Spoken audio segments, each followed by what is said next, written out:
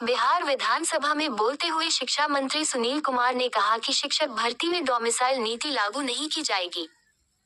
बिहार शिक्षक बहाली की तैयारी कर रहे राज्य के अभ्यर्थियों के लिए बड़ी खबर है। राज्य के शिक्षा मंत्री सुनील कुमार ने स्पष्ट कर दिया है कि शिक्षक भर्ती में फिलहाल डोमिसाइल नीति लागू नहीं होगी। सरकार का इस पर अभी कोई विचार नहीं है। हालांकि उन्होंने कहा कि अभी तक चयनित 20 से 22% ही बाहरी हैं। राज्य के 80% अभ्यर्थियों को नौकरी का मौका दिया गया है।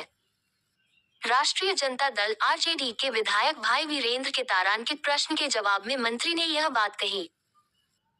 आरजेडी विधायक भाई वीरेंद्र ने दिव्यांग शिक्षकों की भर्ती में बिहार के अभ्यर्थियों के मुकाबले दूसरे राज्यों के उम्मीदवारों का ज्यादा चयन करने का मुद्दा सदन में उठाया।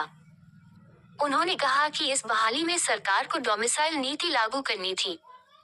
दूसरे राज्य के 121 दिव्यांग शिक्षकों की नियुक्ति कर दी गई, जबकि इस राज्य से सिर्फ 44 लोगों की ही बहाली की गई।